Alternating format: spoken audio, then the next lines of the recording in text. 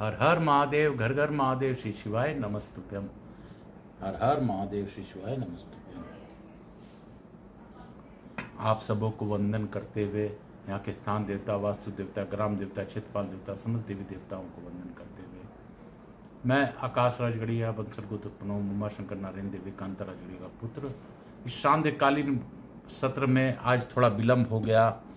कुछ मुझे कार्य था, इस कार्य के कारण मैं लेट से ही आप सबों के सामने आ पा रहा हूँ। इसके लिए मैं क्षमा प्रार्थी हूँ। मेरे भोलेनाथ मुझे क्षमा करें। मैं फिर भी प्रयास कर रहा हूँ कि सुबह और शाम को का कथा कर सकूँ। मेरे भोलेनाथ की जैसी इच्छा होगी वैसा ही होगा। मैं यहाँ के स्थान देवता, वास्तु देवता, ग्राम देवता, क्षेत्रपाल देवता, समस्त देवी देवताओं को नमन करता हूँ। प्रथम पूज्य देव गणपति गणेश जी महाराज का आह्वान करता हूँ, उनसे प्रार्थना करता हूँ कि आप अपना आसन ग्रहण करें तथा मेरे महादेव और मैया पार्वती से अनुरोध करता हूँ कि गौर बिंदोरा का आसन ग्रहण करें। और गणेश जी महाराज से अनुरोध करता हूँ कि समस्त देवी देवताओं को आने का मार्ग दे। यहाँ के स्थान देवता, वास्तु देवता, ग्राम देवता, क्षेत्रपाल देवता, समस्त देवी देवताओं को वंदन कर उनसे प्रार्थना करता हूँ कि इस कथा स्थल पर पधार कर सांध्यकालीन सदा कथा का आनंद प्राप्त कर हमें आशीर्वाद प्रदान करें। मैं आप लोगों का ज़्यादा समय न लेते हुए बाबा भोलेनाथ का से प्रार्थना करते हुए कि सब पर अपनी अखंड कृपा बनाए रखें। इस सांध्यकालीन सत्र का आज दिनांक 1 मई 2024 का प्रारंभ करता हूँ। हर हर महादेव, काल हरा दुख हरा दारी धरा कष्ट हरा, हर हर महादेव, घर घर महादेव। हम लोग आज दिन में जो कथा पंचम अध्याय तक पढ़े थे उत्तरखंड का, अभी षष्ठम अध्याय से शुरू करेंगे। काशी काशी शिव काशी मोक्ष नगरी काशी की जय। गंगा गंगा गंगा स्नानम हम कश्येत तत्पश्चात शिव महापुराण पढ़िष्येत। हर हर गंगे।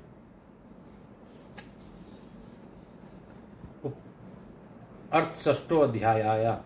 उपमन्यु कहते हैं यदुनंदन शिव को न तो अनवमल का ही बंधन प्राप्त है, न कर्म का और न ही माया की है प्रकृत, बोध, अहंकार, मन, चित्त, इंद्रिय, तन मात्रा और पंचभूत संबंधी भी कोई बंधन उन्हें नहीं छू सकता।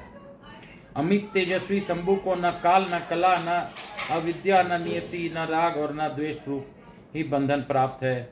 उनमें न तो सत्कर्मों का भी निवेश है और न उन कर्मों का परिपाक है, न उनके फलस्वरूप सुख और दुख है, न उनका वासनाओं से संबंध है, न कर्मों के संस्कारों से भूत भविष्य और वर्तमान भोगों तथा उनके संस्कारों से भी उनका संपर्क नहीं। न उनका कोई कारण है, न कर्ता है, न आदि है, न अंत है और न ही मध्य है, न कर्म है न करण है, न कर्तव्य है और न कर्तव्य है। उनका न कोई बंधु है और न ही अबंधु, न नियंता है और न प्रेरक, न पति है, न गुरु है और न त्राता है ही है। उनसे अधिक की चर्चा कौन करे, उनके समान भी कोई नहीं। उनका न जन्म होता है न मरण, उनके लिए कोई वस्तु न तो वंचित है और न अवच्छित ही है। उनके लिए न विधि है, न निवेश, न बंधन है, न मुक्ति। जो जो अकल्याणकारी द्वेष दोष है वे उनमें कभी नहीं रहते, परंतु संपूर्ण कल्याणकारी गुण उनमें सदा ही रहते हैं, क्योंकि शिव साक्षात परमात्मा है। वे शिव अपने शक्तियों द्वारा इस संपूर्ण जगत में व्याप्त होकर अपने स्वभाव से च्युत न होते हुए सदा ही स्थित रहते हैं, इसलिए उन्हें स्थाणु कहते हैं। यह संपूर्ण चराचर जगत शिव से अधिष्ठित है, अतः भगवान शिव सर्वरूप माने गए हैं। जो ऐसा जानता है वह कभी मोह में नहीं पड़ता। रुद्र सर्वरूप है, उन्हें नमस्कार है। वे सत्व स्वरूप परम महान पुरुष हिरण्यबाहु भगवान हिरण्यपति, ईश्वर अंबिकापति, शान पिनाक पानी तथा वृष भावान हैं। एकमात्र रुद्र ही परब्रह्म परमात्मा है। वे ही कृष्ण पिंगल वर्ण वाले पुरुष है। वे हृदय के भीतर कमल के मध्य भाग में केश के अग्रभाग की भांति सूक्ष्म रूप से चिंतन करने योग्य है। उनके केश सुनहरे रंग के हैं, नेत्र कमल के समान सुंदर हैं, अंग कांति अरुण और ताम्र वर्ण की है। वे स्वर्णमय नीलकंठ देव सदा विचरते रहते हैं। उन्हें सौम्य, घोर, मिश्र, अक्षर, अमृत और अव्यय कहा गया है। वे पुरुष विशेष परमेश्वर भगवान शिव काल के भी काल हैं, चेतन और चेतन से परे हैं, इस प्रपंच से ही भी परात्पर हैं। शिव में ऐसा ज्ञान और ऐश्वर्य देखे गए हैं जिनमें बढ़कर ज्ञान और ऐश्वर्य अन्यत्र कहीं नहीं है। मनीषी पुरुषों ने भगवान शिव को लोक में सबसे अधिक ऐश्वर्यशाली पद पर प्रतिष्ठित बताया है। प्रत्येक कल्प में उत्पन्न होकर एक सीमित काल तक रहने वाले ब्रह्माओं के आदि काल में विस्तार पूर्वक शास्त्र का उपदेश देने वाले भगवान शिव ही एक समिति काल तक रहने वाले गुरुओं को भी वे गुरु हैं। वे सर्वेश्वर सदा सभी के गुरु हैं। काल की सीमा उन्हें छू नहीं सकती। उनकी शुद्ध स्वाभाविक शक्ति सबसे बढ़कर है। उन्हें अनुपम ज्ञान और नित्य अक्षय शरीर प्राप्त है। उनके ऐश्वर्य की कहीं तुलना नहीं है। उनका सुख अक्षय और बल अनंत है। उनमें असीम तेज, प्रभाव, पराक्रम, क्षमा और करुणा भरी है। वे नित्य परिपूर्ण है। उन्हें सृष्टि आदि से अपने लिए कोई प्रायोजन नहीं है। दूसरे पर परम अनुग्रह ही उनके समस्त कर्मों का फल है। प्रणव उन परमात्मा शिव का वाचक है। शिव, रुद्र आदि नामों में प्रणव ही सबसे उत्कृष्ट माना गया है। प्रणव वाच्य शंभु के चिंतन और जप से जो सिद्धि प्राप्त होती है वही पराशक्ति है, इसमें संशय नहीं है। इसलिए शास्त्रों के प्रांगत मनस्वी विद्वान वाच्य और वाचक की एकता स्वीकार करते हुए महादेव जी की एक अक्षर आत्मा प्रणव रूप कहते हैं। मांडुक्य उपनिषद में प्रणव की 4 मात्राएं बताई गई है, अकार, उकार, पकार और नाद। अकार को ऋग्वेद कहते हैं, उकार यजुर्वेद रूप कहा गया है, मकार सामदेव है और नाद अथर्ववेद ही की श्रुति है।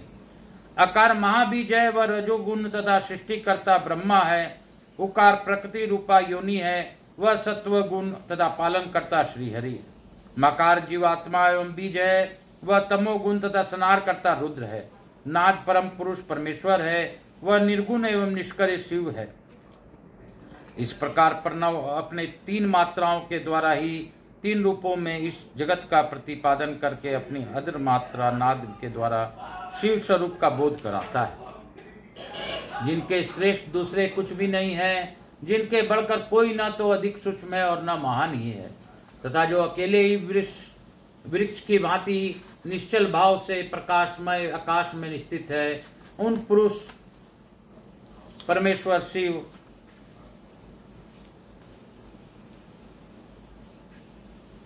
से यह संपूर्ण जगत परिपूर्ण है। इस प्रकार शिशु महापुराण अंतर्गत 7वीं वायवीय संहिता के उत्तरखंड में शिव तत्व वर्णन नामक 6ठा अध्याय पूर्ण हुआ। बोलो काशी काशी शिव काशी मुक्त नगरी काशी की। मैं आप सबों को वंदन करते हुए आपसे प्रार्थना करता हूं कि आकाश राजगढ़िया यूट्यूब चैनल को ज़्यादा से ज़्यादा लोगों से जोड़िए, ज़्यादा से ज़्यादा लोगों तक पहुंचाइए, शिव के सानिध्य का प्राप्त कीजिए। 18 पुराणों को सुनने के लिए इस चैनल को जरूर से जरूर सब्सक्राइब कीजिए, लाइक कीजिए, लोगों को जोड़िए, आनंद प्राप्त कीजिए। मेरे महादेव आपको हमेशा आनंद ही देंगे, इसमें कोई संशय नहीं है। आकाश राजगढ़िया यूट्यूब चैनल ज़्यादा से ज़्यादा घरों में पहुंचाने में मेरी सहायता कीजिए। सभी लोगों को जोड़िए। हर हर महादेव। काल हर, दुख हर, दारिद्र हर, कष्ट हर, हर हर महादेव। भोला बम बम भोला। ए सत्यम, सत्यम कमल गट्टा देख लो।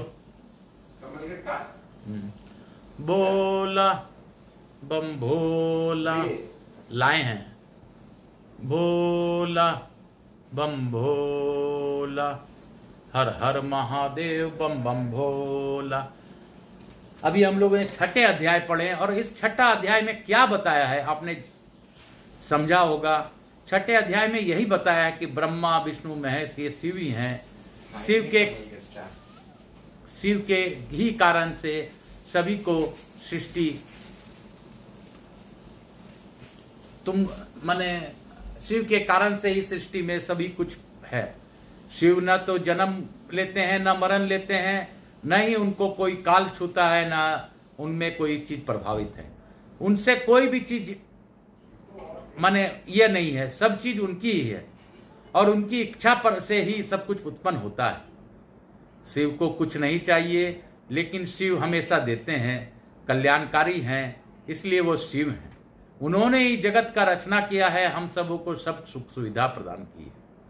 उनके इच्छा के बिना पत्ता नहीं हिलता। हम सब तो एक उनकी कठपुतलियां हैं। काल हर दुख हर दारिद्र हर कष्ट हर हर हर महादेव। अर्थ 7वां अध्याय है। उपमन्यु कहते हैं परमेश्वर शिव की स्वाभाविक शक्ति विद्या है जो सबसे विलक्षण है। वह एक होकर भी उन अनेक रूप से भाषित होती है। जैसे सूर्य की प्रभा एक होकर भी अनेक रूप से प्रकाशित होती है, उस विद्या शक्ति से इच्छा, ज्ञान, क्रिया और माया आदि अनेक शक्तियां उत्पन्न हुई है। ठीक उसी तरह जैसे अग्नि से बहुत सी चिंगारियां प्रकट होती है, उसी से सदाशिव और ईश्वर आदि तथा विद्या और विदेश्वर आदि पुरुष भी प्रकट हुए। परात्पर प्रकृति भी उसी से उत्पन्न हुई है। महतत्व से लेकर विशेष प्रयत्न सारे विकार तथा अज ब्रह्मा आदि मूर्तियां भी उसी से प्रकट हुई है। इनके सिवा जो अन्य वस्तुएं हैं वे सब भी उसी शक्ति के कार्य हैं, इसमें संशय नहीं है।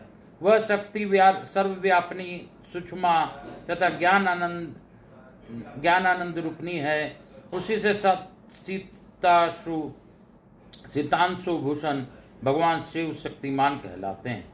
शक्तिमान शिव वेद है और शक्ति रूपनी शिवा विद्या है। वे शक्ति रूपा शिवा ही प्रज्ञा, श्रुति, स्मृति, धृति, स्थिति, निष्ठा, ज्ञान शक्ति, इच्छा शक्ति, कर्म शक्ति, आज्ञा शक्ति, परब्रह्म, परम्परा और अपरा नाम की 2 विद्याएं शुद्ध विद्या और शुद्ध कला है। क्योंकि सब कुछ शंका का ही कार्य है।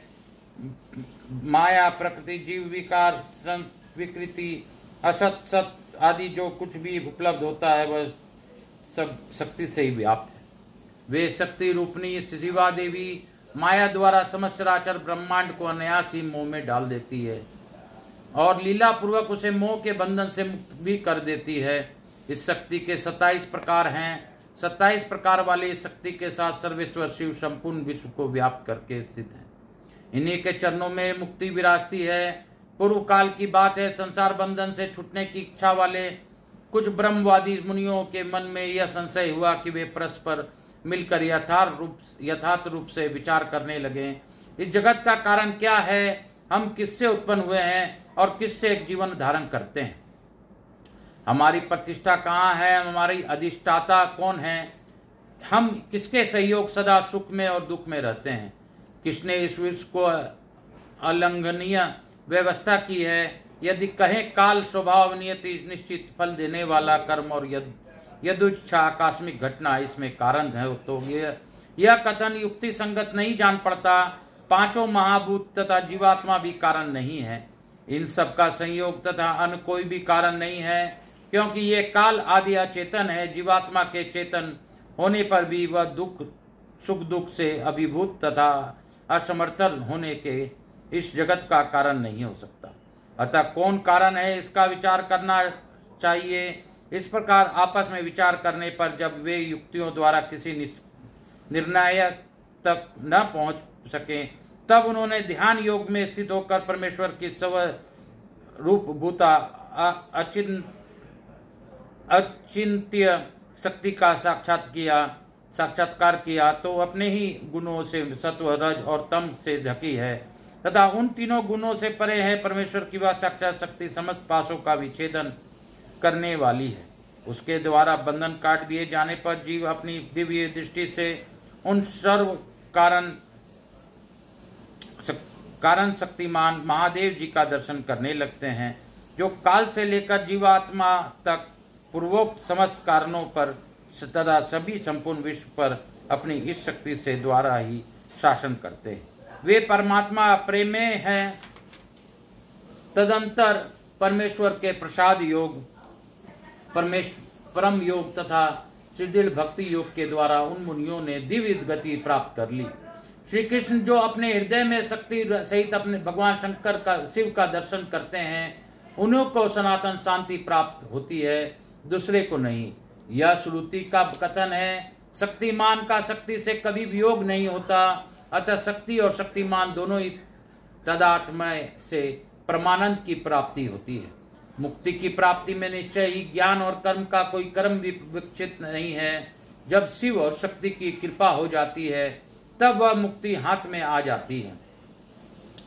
देवता, दानव, पशु, पंछी तथा कीड़े मकोड़े भी उनके कृपा से मुक्त हो जाते हैं। गर्भ का बच्चा जन्मता हुआ, बालक, शिशु, तरुण, वृद्ध, मुमुक्षु, स्वर्गवासी, नारकी, पतित, धर्मात्मा, पंडित अथवा मूर्ख सांब शिव की कृपा होने पर तत्काल मुक्त हो जाते हैं। इसमें संशय नहीं है। परमेश्वर अपनी स्वाभाविक करुणा से ही अयोग्य भक्तों के भी विविध मलों को दूर करने में के उन पर कृपा करते हैं। इसमें संदेह नहीं है। भगवान की कृपा से ही भक्ति होती है और भक्ति से ही उनकी कृपा होती है। अवस्था भेद का विचार करके विद्वान पुरुष इस विषय में मोहित नहीं होता है। कृपा प्रसाद पूर्वक जो यह भक्ति होती है वह भोग और मोक्ष दोनों को प्राप्ति कराने वाली। उसे मनुष्य एक जन्म में नहीं प्राप्त कर सकता। अनेक जन्मों तक स्रोत स्मार्थ कर्मों का अनुष्ठान करके सिद्ध हुए, विरक्त हुए ज्ञान संपन्न पुरुषों का महेश्वर प्रसन्न होते हैं और कृपा करते हैं। देवेश्वर शिव के प्रसन्न होने पर उस पशु जीव में बुद्धि पूर्वक थोड़ी सी भक्ति का उदय होता है। तब वह यह अनुभव करने लगता है कि भगवान शिव मेरे स्वामी हैं। फिर तपस्या पूर्वक वह नाना प्रकार के शैव धर्मों के पालन में संलग्न होता है। उन धर्मों के पालन में बारंबार लगे रहने से उसके हृदय में पराशक्त भक्ति का प्रादुर्भाव होता है। इस पराभक्ति से परमेश्वर का परम प्रसाद उपलब्ध होता है। प्रसाद से संपूर्ण पासों से छुटकारा मिलता है और छुटकारा मिल जाने पर परमानंद की प्राप्ति होती है। जिस मनुष्य का भगवान शिव में थोड़ा सा भी भक्ति भाव है वह 3 जन्मों के बाद अवश्य मुक्त हो जाता है। उसे इस संसार में योनि यंत्र की पीड़ा नहीं सहनी पड़ती। सांगा अंग सहित और अनांगा अंग रहित जो सेवा है वो सभी उसी को भक्ति कहते हैं। उसके फिर 3 भेद होते हैं, मानसिक, वाचिक और शारीरिक। शिव के रूप आदि का जो चिंतन है उसे मानसिक सेवा कहते हैं। जब आदि वाचिक सेवा है और वह पूजन आदि कर्म शारीरिक सेवा है। इन त्रिविध साधनों से संपन्न होने वाली जो यह सेवा है इसे शिव धर्म भी कहते हैं। परमात्मा शिव ने 5 प्रकार के शिव धर्म बताया है। तप, कर्म, जप, ध्यान और ज्ञान। लिंग पूजन आदि को कर्म कहते हैं। चांद्रायन आदि व्रतों का नाम तप है। वाचिक, अपांशु और मानस 3 प्रकार का जो शिव मंत्र का अभ्यास आवृत्ति है उसी को जप कहते हैं। शिव का चिंतन ही ध्यान कहलाता है और तथा शिव संबंधी आगमों में जिस ज्ञान का वर्णन है उसी को भी यहाँ ज्ञान शब्द से कहा गया है। श्रीकंठ शिव ने शिवा के प्रति जिस पर ज्ञान का उपदेश किया है वही शिवागम है। शिव के आश्रित जो भक्त जन हैं उन पर कृपा करके कल्याण के एकमात्र साधक इस ज्ञान का उपदेश किया जा गया है। अतः कल्याणकामी बुद्धिमान पुरुष को चाहिए कि वह परम कारण शिव की भक्ति को बढ़ाए तथा विषय शक्ति का त्याग करे। इति श्री शिव महापुराणे सप्तायाम वायवीय संहितायाम संहिता उत्तरखंडे शिव तत्व कथन नाम 7वां अध्याय। इस प्रकार श्री शिव महापुराण अंतर्गत 7वीं वायवीय संहिता के उत्तरखंड में शिव तत्व कथन नामक 7वां अध्याय पूर्ण। बोलो काशी काशी शिव काशी मोक्ष नगरी काशी की जय। हम लोग आज 7वें अध्याय तक पढ़ करके यहीं पर गुरु आज्ञा लेकर मैं इस कथा को विराम दूंगा और आप सबको नमन करता हुआ, आप सबको प्रणाम करता हुआ मैं कुछ शिव चर्चा भी करना चाहूँगा। मेरे बाबा के कई रूप हैं, इसमें कोई शंका नहीं है। आप में भी मेरे बाबा विराजमान हैं, मेरे में भी विराजमान हैं। सभी रूपों में मेरे बाबा ही विराजमान हैं। अगर बाबा हैं तो यह संसार है और संसार है तो बाबा है। बाबा ने ही सभी प्रकार के कर्मों को कराते हुए हमें इसके लिए चुना है। बाबा की कृपा है तभी हम लोग शिव चर्चा कर रहे हैं, शिव महापुराण पढ़ रहे हैं, सुन रहे हैं, सुना रहे हैं। नहीं तो हम में कोई क्षमता नहीं है, हम तनिक सा भी शिव का नाम नहीं ले सकते। लेकिन यह भी सत्य है कि शिव के सानिध्य में रह के, शिव के नाम में रहने से आपके कष्ट स्नेह कम होने लगते हैं। आप आजमा के देखिए, मेरे भोलेनाथ आप पर हमेशा कृपा करेंगे। आप इसको आजमाइए। काल हरा, दुख हरा, दारी धरा, कष्ट हरा, हर हर महादेव। आप आकाश राजगढ़िया यूट्यूब चैनल को ज़्यादा से ज़्यादा लाइक कीजिए, सब्सक्राइब कीजिए और लोगों तक पहुंचाइए।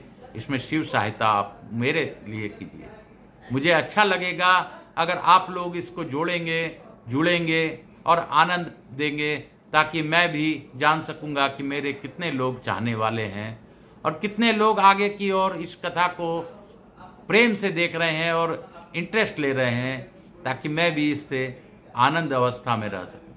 काल हर दुख हर दारी धर कष्ट हर, हर हर महादेव। हम लोग लघु आरती करेंगे। सांध्य काल में मैं दीप प्रज्वलित करके ही कथा करता हूँ। उसी दीप से लघु आरती करते हुए हम लोग आगे की करेंगे।